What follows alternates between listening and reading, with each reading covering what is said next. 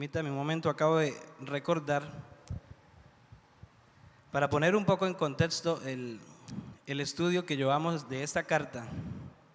Nuestro hermano Carlos predicaba el domingo pasado y nos preguntaba, o nos hacía una pregunta que nos llevaba a una reflexión, y es: ¿de qué forma usted y yo estamos contribuyendo al crecimiento de la obra del Señor? ¿De qué forma? Porque Pablo en su carta nos deja ver que no importaban todas estas situaciones o circunstancias que viviera, por las cuales atravesara, siempre y cuando fueran para contribuir al crecimiento de la obra o a la extensión del Evangelio, de la palabra del Señor, sin importar ni siquiera prisiones, sin importar ni siquiera enfermedad, naufragios y todas aquellas cosas por las que tuvo que pasar. Porque todo esto contribuyó para que el Evangelio se extendiera y llegara hasta nuestros días. Amén. Vamos a leer un poco antes de la cita de Filipenses 2, que es donde vamos a estar meditando este día, en esta hora. Pero antes vamos a leer Filipenses capítulo 1, versículo 27 al 30, es decir, los últimos 4 versículos del capítulo 1.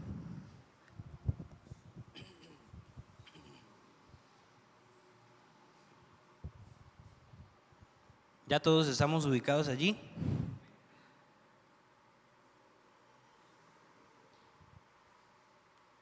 Bueno, nuevamente afirmando que para el apóstol Pablo no importaba cuál situación en la que se encontrase, con el fin de que el Evangelio se extendiera y Cristo fuera glorificado. Aquí les hace ver, o en los versículos anteriores, les dice que para él, o en su corazón, hay un deseo de poder nuevamente estar reunido con ellos, pero que si de alguna manera no fuese así y no resultara la liberación, como dice el capítulo 19, el anhelo de él es que siempre esté Cristo glorificado, ya sea por vida o por muerte, porque para él y para todos nosotros debe ser que Cristo es vivir para Cristo, el vivir es Cristo, y el morir es una ganancia. Es una condición que Pablo había entendido, por eso no importaba cuál fuera su destino, ya sea vida o muerte, pero él tenía un deseo de que aún así no pudiera reunirse nuevamente con sus hermanos de Filipos, a quienes amaba y honraba también. Su deseo era el siguiente, y es lo que está detallado a partir del versículo 27, y dice: solamente que os comportéis como es digno del Evangelio, para que, o sea que vaya a veros o que esté ausente, oiga de vosotros que estáis firmes en un mismo espíritu, combatiendo unánimes por la fe del Evangelio, y en nada intimidados por los que se oponen, que para ellos ciertamente es indicio de perdición, mas para vosotros de salvación, y esto de Dios, porque a vosotros os es concedido a causa de Cristo, no solo que creáis en Él, sino que también que padezcáis por Él, teniendo el mismo conflicto que habéis visto en mí y ahora oís que hay en mí. Amén.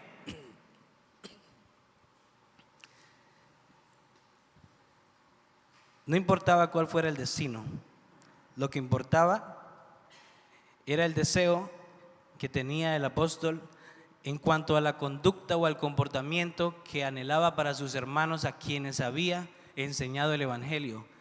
¿Sí?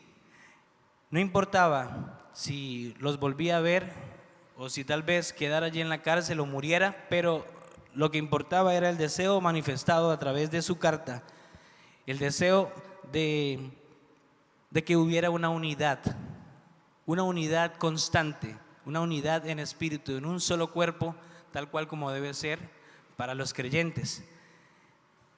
Y que de esa forma, así como las prisiones del apóstol Pablo redundaban en una motivación impresionante en otros hermanos a la hora de poder predicar y de arriesgarse con fervor, incluso sin importar las consecuencias, y poder extender el mensaje del Evangelio. De la misma manera aconsejaba, exhortaba a todos los demás hermanos.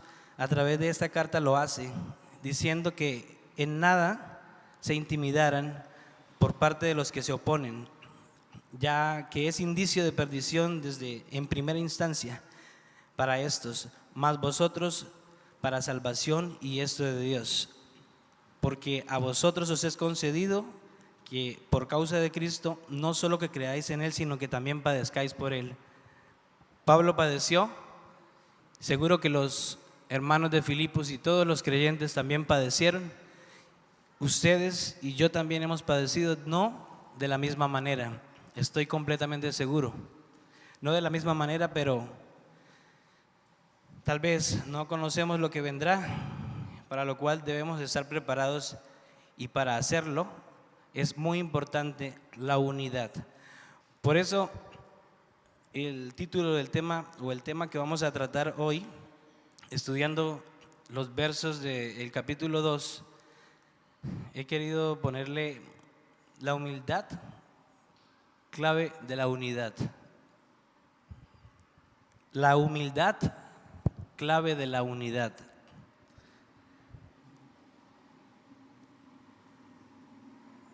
En un cuerpo, en una congregación, en donde hay orgullo, en donde hay vanagloria, en donde hay egoísmo, en donde hay todas aquellas cosas que separan mi corazón de parecerse a uno semejante al de Cristo, no hay unidad. Porque la única forma, o el único ingrediente principal y exclusivo para que haya unidad, es la humildad de corazón. ¿Cuántos dicen amén? ¿Cuántos dan gloria al Señor por su palabra? Es por su palabra la que acabamos de leer. Amén. Yo quisiera leer los primeros 4 versículos para basarnos de alguna manera en nuestra enseñanza de hoy. Voy a leerlos en la versión de las Américas y usted va a estar muy atento. Voy a leer y dice así: humillación y exaltación de Cristo. Por tanto, si hay algún estímulo en Cristo, si hay algún consuelo de amor, si hay alguna comunión del Espíritu, si hay algún afecto y compasión, haced completo mi gozo, siendo del mismo sentir, observando el mismo amor, conservando el mismo amor, unidos en espíritu, dedicados a un mismo propósito. Nada hagáis por egoísmo o por vanagloria. Note cómo dice en este versículo 3, que en el anterior, en versión Reina Valera, dice nada hagáis por contienda, pero aquí se hace un poco más explícito y un poco más claro qué quiere decir este término contienda, o está relacionado propiamente al egoísmo. Dice: nada hagáis por egoísmo o por vanagloria, sino que con actitud humilde cada uno de vosotros considere al otro como más importante que a sí mismo, no buscando cada uno sus propios intereses, sino más bien los intereses de los demás. Gloria al Señor. Y note usted como el versículo 1, quise hacer esas dos comparaciones para tener en cuenta las dos versiones que son las más usadas a la hora de estudiar la palabra aquí en nuestra congregación. Y note usted cómo el primer versículo comienza resaltando o incluyendo 3 condiciones. 3 condiciones que nos han sido dadas por el poder del Espíritu Santo. ¿Y de qué condiciones hablo? Nos han sido dadas por el poder del Espíritu Santo que mora en nosotros, las cuales tienen una mejor comprensión de la siguiente manera. Vamos a mirar cuáles son esas 3 condiciones. Y dice en el primer versículo: si hay algún estímulo en Cristo, Si de alguna manera Cristo te ha estimulado, Cristo te ha influenciado a través de su obra maravillosa, poderosa, salvadora, a través de su palabra, Él te ha influenciado. Si hay algún consuelo de amor, si hemos recibido realmente el consuelo del Espíritu Santo, que es el consolador, guía, instructor, que el Señor dejó aquí en la tierra para guiarnos a toda verdad, como lo dice su palabra. Si hay algún consuelo de amor, ¿de cuál amor? De ese amor que hemos recibido, de ese amor que hemos recibido del Padre, lo que en algunos momentos o es llamado también amor ágape, ese amor que es incondicional, ese amor que recibimos desinteresadamente, sin ninguna condición. ¿O acaso fue exigido algún pago por ese amor? Y si hubiese sido así, jamás hubiésemos podido pensar en siquiera acercarnos a pagar un 1% del costo. Encontramos la primera condición: si hay algún estímulo en Cristo, algún consuelo de amor, si hay alguna comunión del Espíritu. Esta es la segunda. Si realmente el Espíritu Santo y su obra, porque Él habita en medio de nosotros, habita en nuestros corazones. ¿Cuántos son templo del Espíritu Santo? Habiendo creído en su nombre, el Espíritu Santo fue el sello con el que, valga la redundancia, fuimos sellados.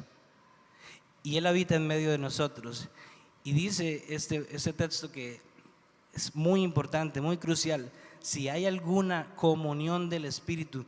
A veces no lo notamos porque en nuestra carne, en nuestra humanidad, tendemos a vivir ligeramente sin darnos cuenta que realmente, o que hay una habitación genuina del Espíritu Santo en nuestras vidas. Incluso a veces, a pesar de que no nos comportemos adecuadamente, a pesar de que olvidemos qué condición tan privilegiada tenemos nosotros delante del Señor al tener al Espíritu Santo, o al tener esa comunión con el Espíritu Santo. ¿Cuántos están de acuerdo conmigo? Amén. Y esa tercera condición que está en el primer texto, en el primer versículo, dice también: si hay algún afecto y compasión. En la otra versión dice: si hay algún afecto y misericordia. Es decir, que compasión y misericordia tienen similitud. Si hay algún afecto y compasión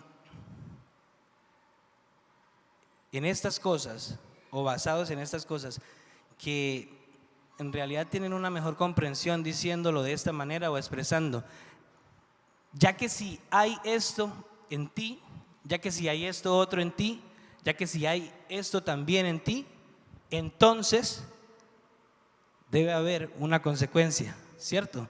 Y si lo leemos de esa forma, entonces diríamos: ya que si hay algún consuelo de amor, si lo hay realmente, ya que si hay algún estímulo en Cristo, si Cristo ha estimulado, te ha influenciado realmente, te ha impactado con su obra, con su amor, y si hay realmente una comunión con el Espíritu Santo, si la hay,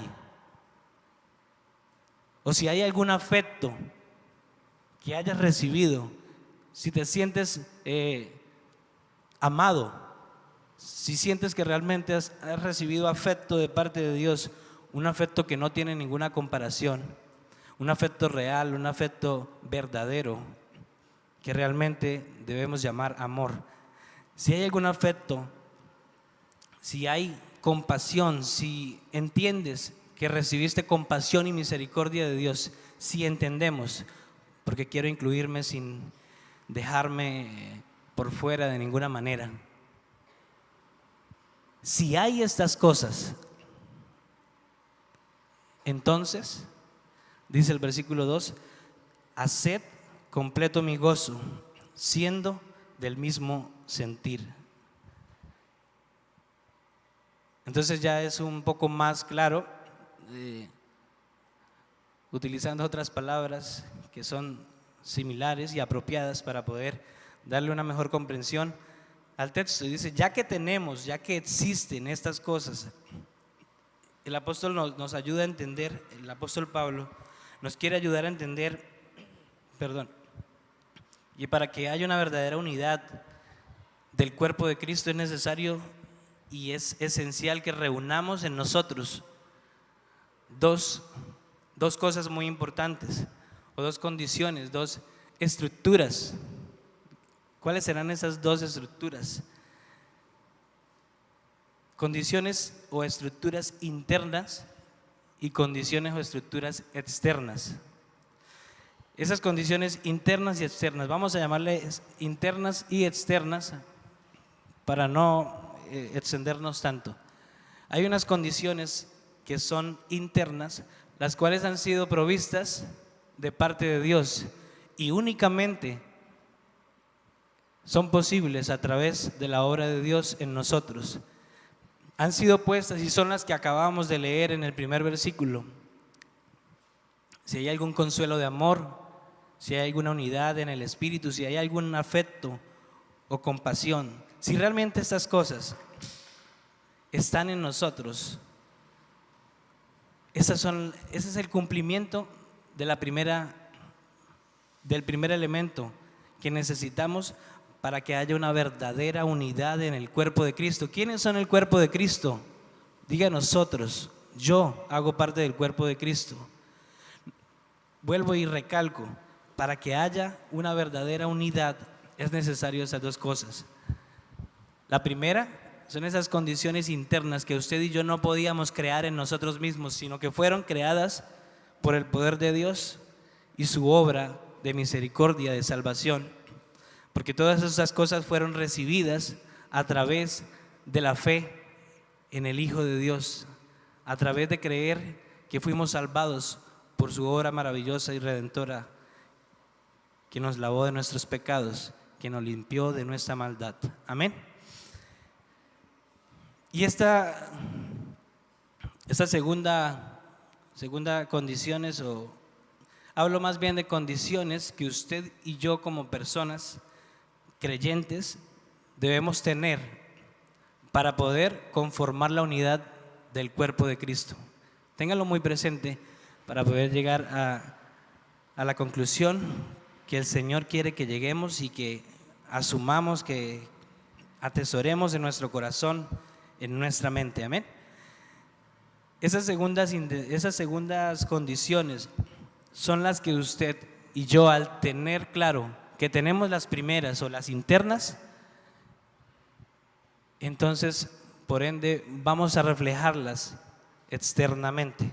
Por eso decía, condiciones internas, que son las que Dios ha puesto en nosotros, de las que hemos venido hablando en el capítulo 1 y que están sumamente claras, que solamente ha podido el Señor poner en nosotros. Amén.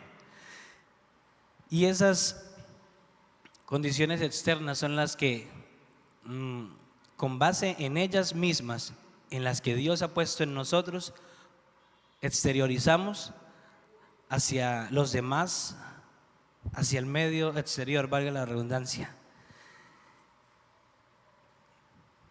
Cuando hacemos visible, tengo una nota yo aquí, estas condiciones externas son cuando hacemos visible o posible externamente esas condiciones que Dios ya ha puesto en nosotros internamente. Un ejemplo sería esta misma estructura, esta misma construcción, el templo en el que nos reunimos. Tiene una estructura interna con una serie de elementos que hacen consistente su sostenimiento,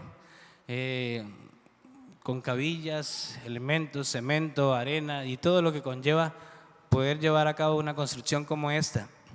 Estas son o serían las condiciones internas que Dios ha puesto en nosotros. Sí, las condiciones sobre las cuales va a caer el peso de la, ¿cómo diría?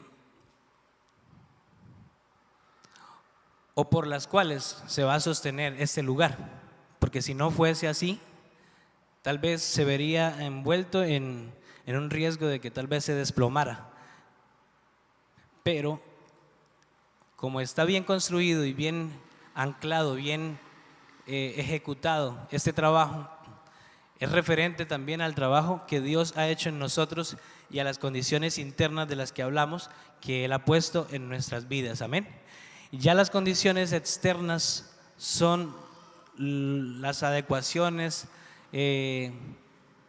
los adornos que nosotros ponemos y que podemos hacer después de, ya estando o teniendo una buena estructura que Dios ha puesto en nosotros. Entonces están los adornos que usted y yo podemos hacerle a todo ese lugar, tanto aquí adentro como también allá afuera. Todos los ornamentos que se le pueden poner para poder adornarlo, ¿sí? Pero es posible solamente si realmente creemos que tenemos para nuestro propio beneficio esas condiciones internas que Dios ha puesto en nosotros. Porque realmente si me hiciera la pregunta yo mismo, o si se la hiciera a ustedes, ¿ustedes creen realmente en ese consuelo de amor, en ese estímulo de Cristo, en esa unidad del Espíritu, en esa compasión que hemos recibido de parte de Dios? Usted diría sí, cierto, yo también lo diría. Pero entonces, ¿por qué nos es tan difícil reflejarlo hacia nuestros mismos hermanos? ¿Por qué nos es tan difícil reflejarlo incluso allí externamente con las personas que tal vez no son o no consideramos hermanos? ¿Por qué esta condición nuestra, si tenemos esto de parte de Dios, si lo tenemos y si lo creemos realmente? Pero el problema es que no lo creemos tal vez, o no lo consideramos algo tan importante. Creemos que está allí, que lo hemos recibido, pero pudiera yo pensar que tal vez no queremos por causa de nuestro mismo egoísmo, que de alguna manera en esta carne funge en contra de nosotros mientras estemos en ella. Pero usted y yo estamos encargados de hacer una reflexión a través de la palabra, no a través de nuestros mismos pensamientos, sino a través de la palabra. Y el apóstol Pablo nos enseña que si estas cosas están, o nos recuerda, quiere recordarle a la iglesia de Filipos que si esas cosas están, si estas cosas permanecen, si realmente las hemos entendido y las hemos recibido y sabemos que están allí porque Dios las ha puesto, entonces no hay ninguna razón para no poder reflejarlas. ¿Cuántos lo creen? ¿Cuántos dicen amén?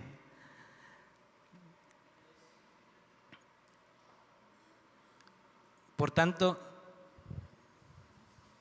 si existe un consuelo de amor a través de la consolación del Espíritu Santo, todos hemos sido consolados por la obra del Espíritu Santo de Dios, Dios Espíritu Santo, quien nos asiste en medio de nuestras debilidades, en medio de nuestras situaciones complejas, incluso en medio de lo que pudiéramos llamar tribulación. Ese amor ágape recibido de parte de Dios incondicionalmente, inmerecidamente, para ser transmitido a los demás de la misma manera. Porque ¿cómo podríamos cobrar? ¿Cómo podríamos poner condiciones para transmitir ese amor que hemos recibido desinteresadamente, sin ningún costo? ¿Cómo podríamos ponerle condiciones a alguien para amarle cuando a nosotros no se nos pusieron? No se nos puso ninguna condición. Realmente, continúo, basado en el primer texto, la comunión del Espíritu Santo. ¿Realmente tenemos la comunión del Espíritu Santo? ¿Creemos que la tenemos? ¿Estamos convencidos de el poder que ejerce en nosotros y realmente la tenemos? Imagínese un racimo de uvas. El tallo que está ubicado en el centro representaría al Espíritu Santo. Y ustedes y yo seríamos las uvas que estamos allí unidas todas unas a otras. Y tal vez, de pronto esta uva que está al lado mío no me cae muy bien. No, tal vez no me parece muy correcta su forma de actuar o de pensar o de hablar, pero es la uva que está ahí al lado mío y estamos unidas a la misma raíz, a la raíz del Espíritu Santo, y por eso sucede la comunión que solo es provista por la unidad a esa raíz, la unión del Espíritu Santo, la unión que nos provee el estar unidos al Espíritu Santo, la comunión con el Espíritu Santo. Tal vez, vuelvo y digo, tal vez no apruebo todo lo que hace, dice o piensa mi hermano, pero él está ahí.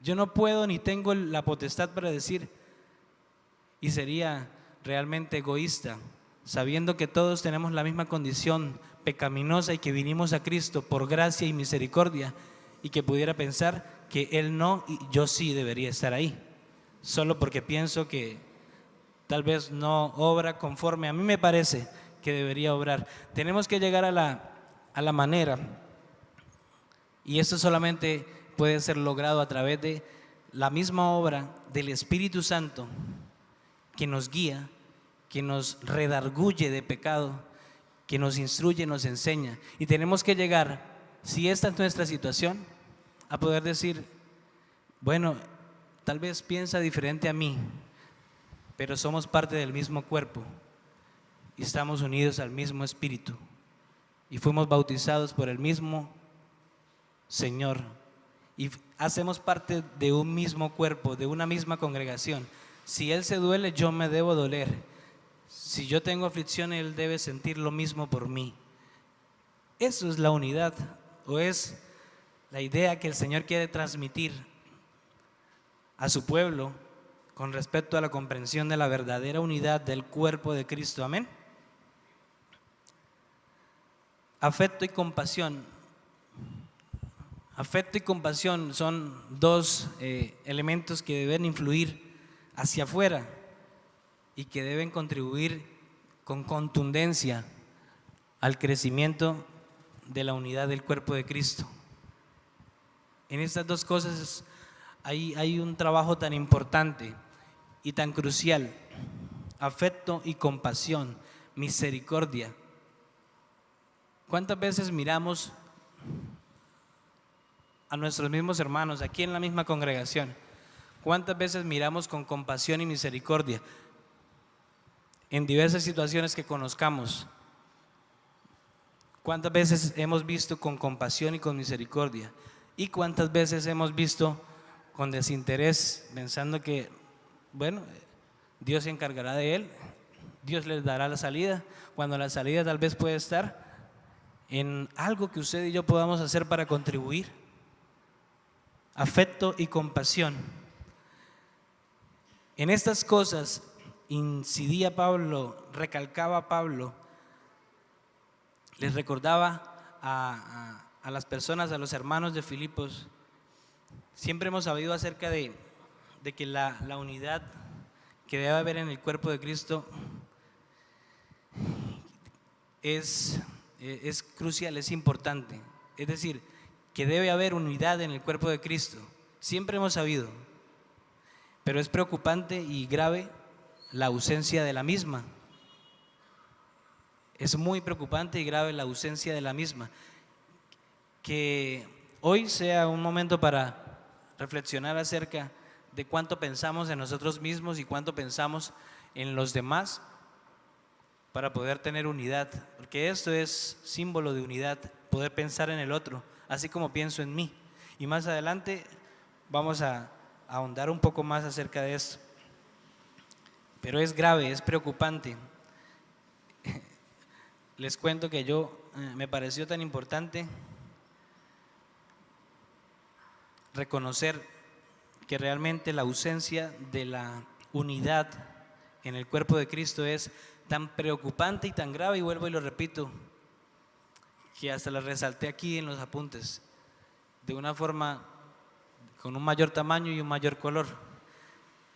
Es preocupante, es grave saber que aquello que por lo que el Señor Jesucristo oró en sus últimos momentos de agonía y aflicción antes de ir a la cruz, ¿sabe por qué fue por lo que Él oró?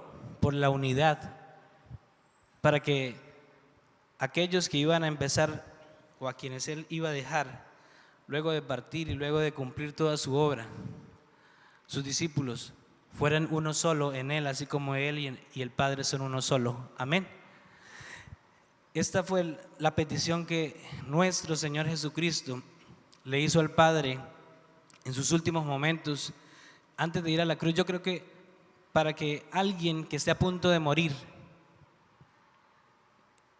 y tenga la oportunidad de orar al Padre y ore por ese algo, por esa situación, en esas circunstancias en donde solo queda poco tiempo, y siendo así, entonces pensaríamos en lo más importante, ¿cierto?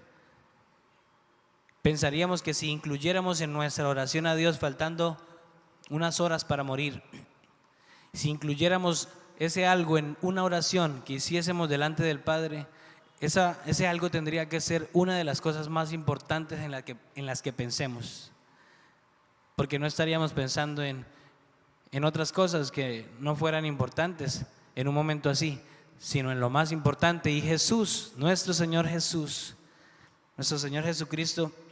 vamos a ir por favor al libro de Juan, San Juan, capítulo 17, y vamos a leer el versículo 21.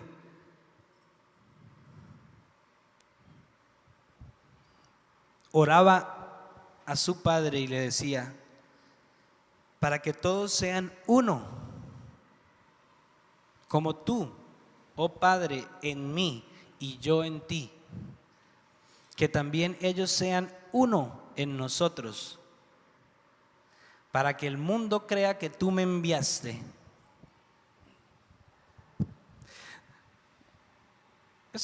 Esta última parte es realmente importante mencionar o recalcar. Para que el mundo crea que tú me enviaste. Para que esto sea posible, ¿qué es lo que necesitamos? Si nosotros hemos sido llamados a dar continuidad por misericordia, por su bondad, por su amor, hemos sido llamados a dar continuidad a la extensión de ese evangelio que comenzaron un día los apóstoles, o que comenzó el mismo Señor Jesucristo propiamente. Si hemos sido llamados a esto, debemos reunir en nosotros las condiciones necesarias para que el mundo crea. Obviamente el mundo creerá y cree por la obra del Espíritu Santo, no por nuestra decisión, pero deben cumplirse una serie de condiciones que no deben ser ajenas a nosotros, como por ejemplo la unidad. Por eso el Señor Jesucristo decía: para que todos sean uno, como tú, oh Padre, en mí y yo en ti, que también ellos sean uno en nosotros, que no haya ningún tipo de división, que no haya ningún tipo de egoísmo, de pensar en mí mismo, para que el mundo crea que tú me enviaste. Es decir, que para que aquellos que habían de creer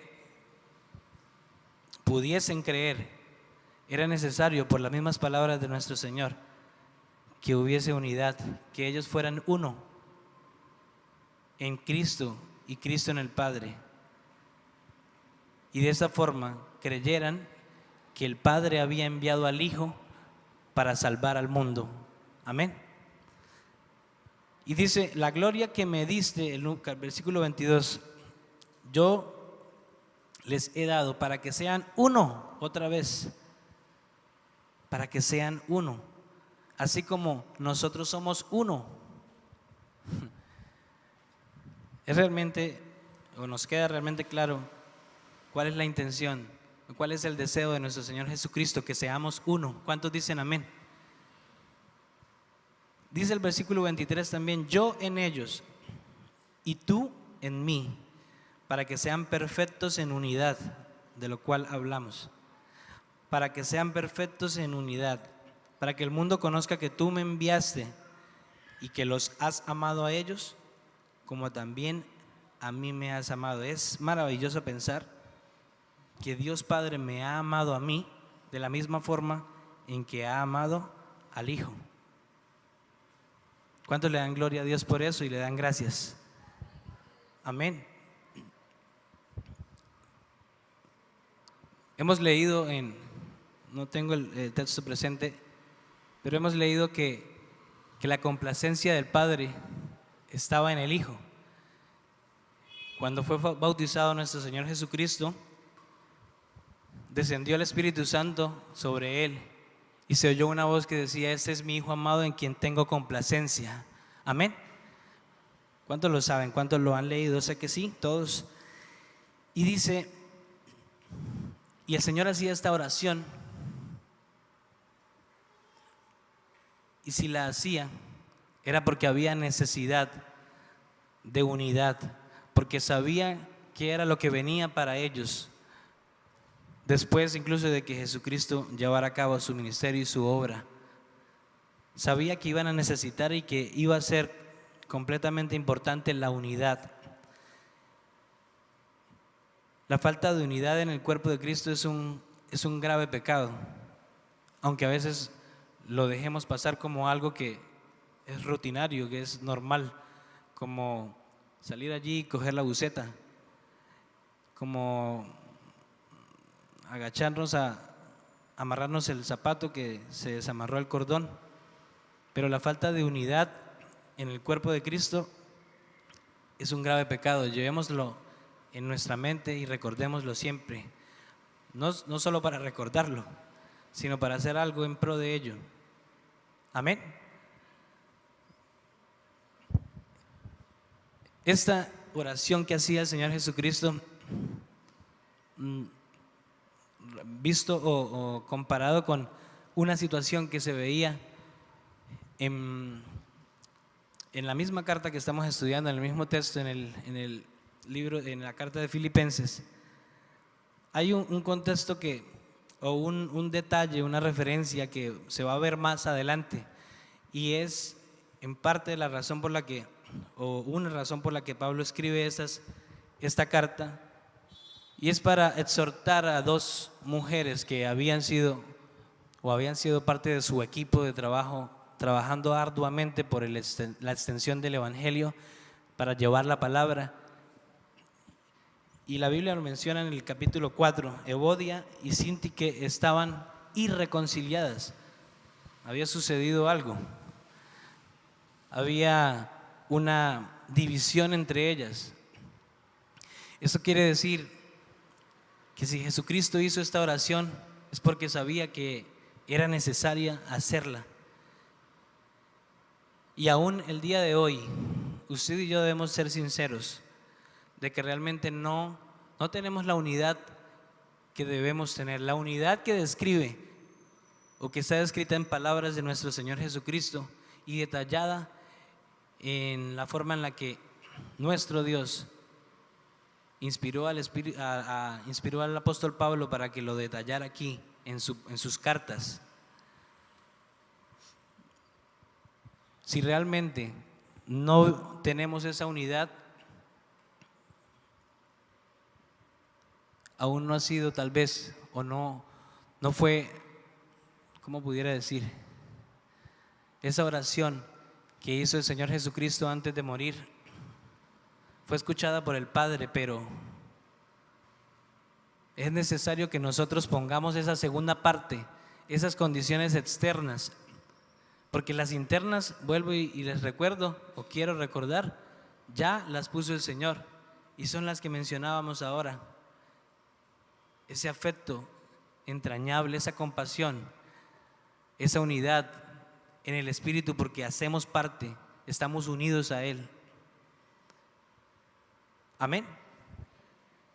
Ya esa primera parte, que es de la que se encargó el Señor de poner directamente en nosotros, ya está cumplida, pero para que la unidad que pedía o que pidió nuestro Señor Jesucristo en esa oración, para que se dé completamente, es necesario que usted y yo reflejemos esas condiciones externamente, primeramente entre nosotros, porque no podemos pretender ir a reflejarlas a un mundo que sabemos que tiene tanta necesidad, cuando primeramente no lo hacemos nosotros o en nuestra propia casa, que es donde comienza la iglesia, en nuestro propio hogar, que es donde comienza la iglesia, donde se ejerce ese ministerio por parte del hombre, por parte de la mujer ocupando aquel lugar que Dios le ha puesto, por parte de los hijos, entendiendo la condición que tienen como tales.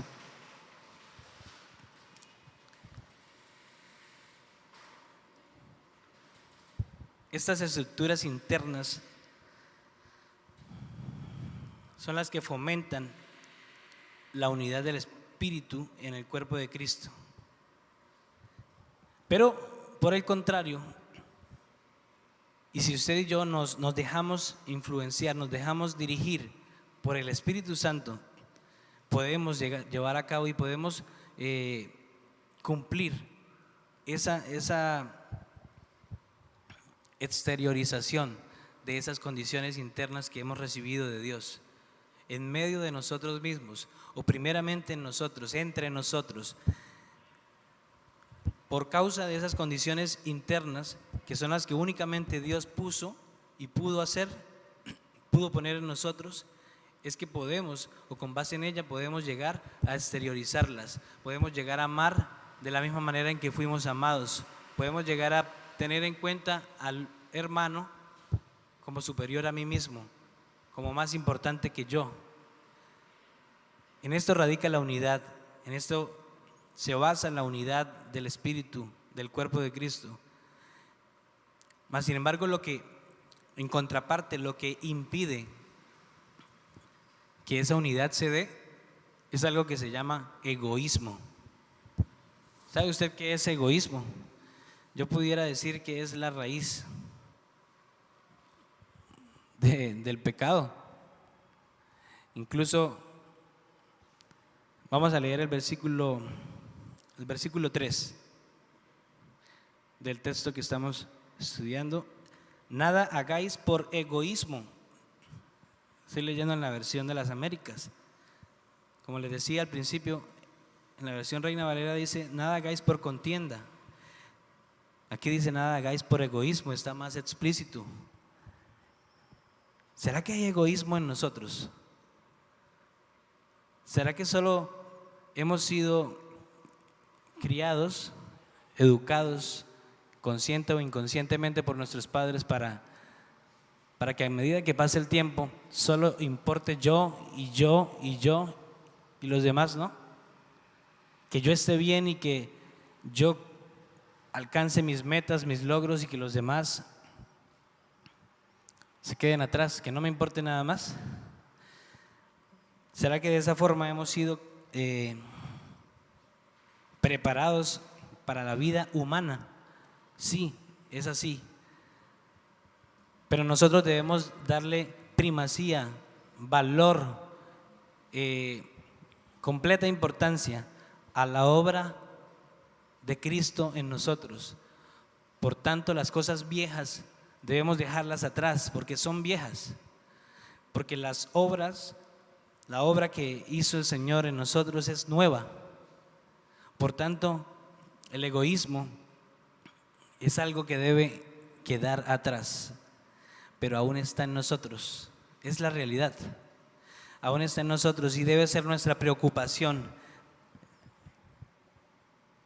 hacer algo por ello. Nada hagáis por egoísmo o por vanagloria. ¿Será que hacemos las cosas por vanagloria? ¿Qué es la vanagloria? Si usted separa las palabras, vano es algo que es vacío, algo sin sentido, algo que no tiene razón. Y la gloria es la autoexaltación de nosotros mismos. ¿Será que hacemos todo lo que hacemos, o algunas de las cosas que hacemos, las hacemos por una autoexaltación que finalmente va a ser vana, vacía, o es vana, que no tiene ningún sentido? Porque el único que es digno de ser exaltado es nuestro Dios. ¿Cuántos dicen amén?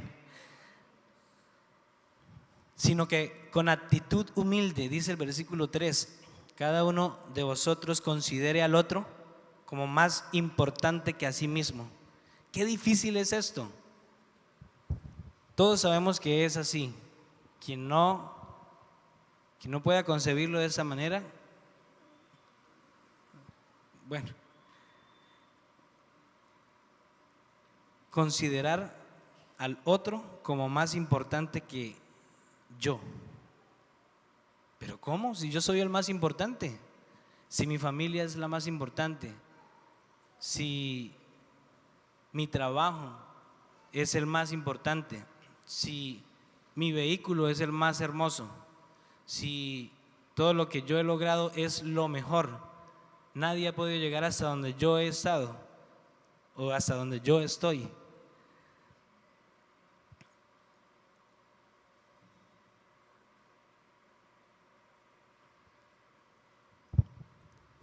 En el huerto del Edén, a Adán y a Eva se les dio la oportunidad de administrar lo que Dios había creado, amén. Y el Señor les había dado unas instrucciones y ya todos las conocemos, y que podían gozar de todas aquellas cosas que tenían a su disposición porque eran los administradores, pero Adán propiamente estaba encargado. Pero vino otro planteamiento, otra propuesta por parte de la serpiente, quien les propuso algo diferente, una condición diferente.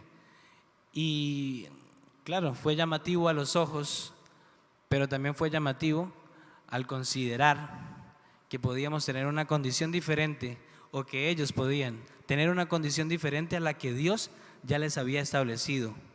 Una condición de siervos, una condición de creación, una condición de dependencia al Señor. Pero al presentarse una propuesta diferente, en donde tal vez había la posibilidad, o eso era lo que presentaba esa propuesta, poder llegar a ser iguales a Dios, estar en la misma condición de Dios, abrió el apetito que hay en el corazón del hombre, que está basado propiamente en el egoísmo, en no querer quedarse de últimos o debajo, sino estar allí encima, estar allí sobresaliendo. Y esto fue de alguna manera lo que llamó la atención y contaminó el corazón de Adán y Eva, tomando la decisión que tomaron. Cuando yo peco, tomo una decisión de hacer algo que me atrae, de hacer algo que me gusta, de hacer algo que yo quiero. Y todas estas condiciones, o en estas condiciones está basado el yo, lo que yo quiero, lo que a mí me gusta, lo que a mí me atrae. El egoísmo es insensible a los demás. El egoísmo es insensible a los demás. No importa nada más sino quien lo está sintiendo, quien lo está padeciendo de alguna manera, digámoslo así. El egoísmo yo puse acá unas notas importantes. El egoísmo no cede su posición, no cede su lugar, no cede su opinión, no cede su punto de vista. Vuelvo y lo repito, no está dispuesto a ceder su posición, ni su lugar, ni su opinión. Siempre va a primar sobre la de las demás o los demás. Mucho menos su punto de vista va a ser ignorado, o no va a permitir que lo sea.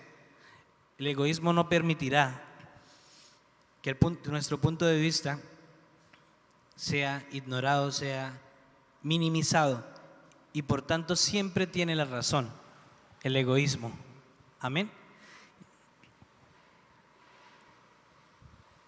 Es por eso que, si a usted tal vez le ha pasado, seguramente a mí también, en algún momento de nuestra vida, de una forma más inmadura o tal vez no, Pero hemos visto que alguien es exaltado, que alguien es ascendido, que alguien es reconocido. ¿Qué es lo que ocurre en nuestro corazón? ¿Será que realmente, y pensemos en ello, será que realmente nos alegramos sinceramente?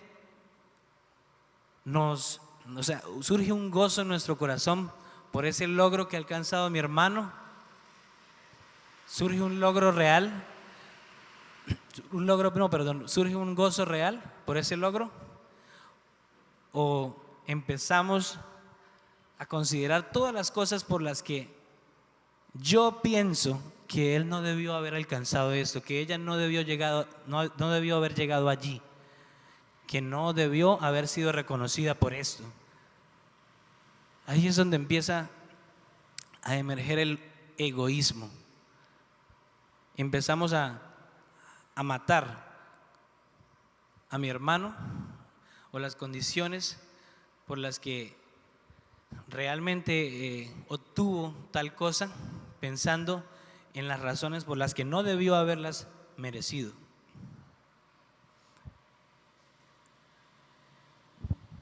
Es terrible. Eso es propiamente la envidia.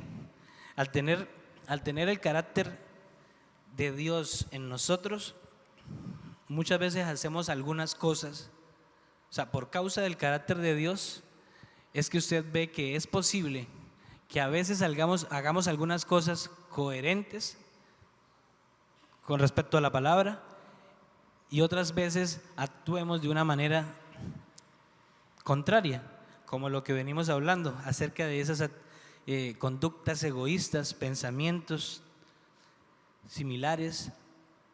Pero es por causa de tener el carácter de Dios que en algunos momentos, para que no surja alguna confusión, si a veces obramos correctamente, no es porque es que estemos en ya en el punto máximo de el mejor modelo de conducta, no, porque lo arruinamos cuando en otras ocasiones ocurre lo que mencionábamos ahorita, tener envidia porque a alguien le vaya mejor que yo, porque alguien tenga una bendición mucho mayor que la mía, una posición mejor que la mía. Dice, nada hagáis por egoísmo o por vanagloria. Nada. No es algunas cosas sí y otras no. Dice, nada hagáis por egoísmo o por vanagloria. Nuestro Señor Jesucristo es el mayor ejemplo de humildad que tenemos. ¿Cuántos dicen amén? Y es Él mismo que nos mandó a ser uno solo. Por eso la clave de la unidad es la humildad. La clave de la unidad es la humildad. El Señor Jesucristo su deseo es que nosotros podamos ser uno solo, que podamos vernos como uno solo, sentirnos como uno solo. De hecho, nuestro Señor Jesucristo dijo, sed mansos y humildes como yo, o sea, como el Señor Jesucristo. Sed mansos y humildes. Amén. Él no dijo, aprendan a hacer milagros como yo, a convertir el agua en vino como yo, a sanar al paralítico como yo.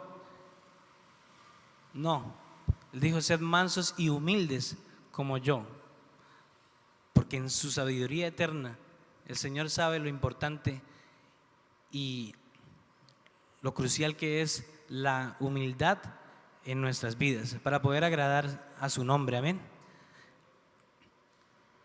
Y Él nos mandó a ser uno. Incluso tampoco dijo, ustedes van a orar así. No. Si a veces creemos que tenemos méritos por hacer cosas en la iglesia, por hacer algo de esta manera, por hacer o llevar a cabo una acción, una ejecución de tal forma, y creemos que eso ya nos suma a algunos puntos, ni siquiera por orar o por tener la elocuencia de orar, por tener de alguna manera la capacidad de pararse aquí, por ejemplo, en este lugar y compartir un mensaje o de cantar, todas esas cosas son vanas, son de provecho para la glorificación de nuestro Señor como un solo pueblo, en unidad, amén. Pero incluso hablo de la oración porque fueron ellos mismos, los apóstoles, los que le dijeron cómo orar y Él les enseñó. Pero lo que realmente Él les dijo, sed mansos, y se los dijo, sed mansos y humildes como yo. Vamos a leer en los siguientes versículos que argumentan por qué el Señor es manso, es humilde, es nuestro máximo ejemplo de humildad. Vamos a leer el versículo 5. Sigue diciendo el apóstol Pablo: haya pues en vosotros este sentir que hubo también en Cristo Jesús, el cual, siendo en forma de Dios, no estimó el ser igual a Dios como cosa a que aferrarse. No consideró su posición, a diferencia de que nosotros, siendo egoístas, consideramos nuestra posición y nunca pensamos en cederla a favor de otro. El Señor la cedió su posición a favor de todos nosotros. Por eso es nuestro mayor ejemplo de humildad.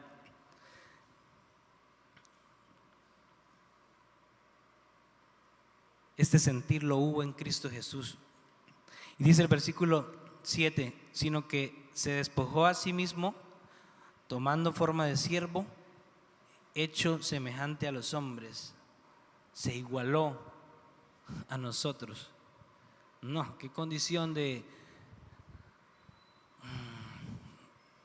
orgullo haber llegado o que yo tenga que siendo Él Dios se haya hecho semejante a nosotros. Eso es un acto de humillación. Es un acto de humillación. Pero no es porque alguien lo haya humillado, sino porque Él mismo se humilló. Una gran diferencia. Dice, sino que se despojó a sí mismo, tomando forma de siervo, hecho semejante a los hombres. Y estando en la condición de hombre, se humilló a sí mismo, haciéndose obediente hasta la muerte y muerte de cruz. Obediente hasta la muerte, aun a pesar de que en su humanidad, la cual tenía, y al mismo tiempo siendo 100% nuestro Dios, en su humanidad hizo una oración diciendo: si es posible, pase de mí esta copa, pero que no se haga como yo, sino que se haga tu voluntad, oh Padre. Porque sabía en su humanidad lo difícil que sería, pero nunca estuvo en contra de la voluntad del Padre al haberlo enviado para ser entregado para salvación de nosotros, los que hemos creído en su nombre. Y estando en la condición de hombre, se humilló a sí mismo, haciéndose obediente hasta la muerte y muerte de cruz. Por lo cual Dios también le exaltó hasta lo sumo y le dio un nombre que es sobre todo nombre. Nombre que es sobre todo nombre. Para que en el nombre de Jesús se doble toda rodilla de los que están en los cielos y en la tierra y debajo de la tierra, y toda lengua confiese que Jesucristo es el Señor, para la gloria de Dios Padre. Sed mansos y humildes como yo. Es el mensaje que nos da nuestro Señor Jesucristo. Y es la conducta que apoya los consejos del apóstol Pablo. Sed mansos y humildes. En la humildad está la clave de la unidad, la cual debe ser característica fundamental, o es una característica fundamental que debemos poseer nosotros, los que hacemos parte de este cuerpo de Cristo. ¿Cuántos dicen amén? ¿Cuántos le dan gloria a Dios por su palabra? Bueno, yo le voy a invitar a que se ponga en pie y ya con esto hemos dado finalidad al mensaje. Y vamos a darle gracias al Señor y vamos a pedirle que sea su misma palabra la que hoy se ha pronunciado a través de este siervo que ha tenido la oportunidad y a través de este lugar que ha sido provisto para ello, para la enseñanza de la palabra del Señor y para que usted y yo seamos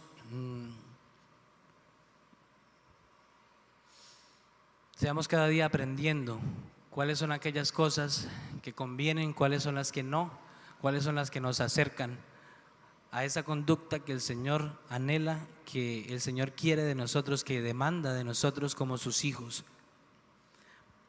Mas, ¿sabe cuál es la seguridad de que usted es un hijo de Dios? Porque no todos lo son, lo sabemos. Que todos los que le recibieron, a los que creen en su nombre les dio la potestad de ser hechos sus hijos, o sea, nos la dio a nosotros.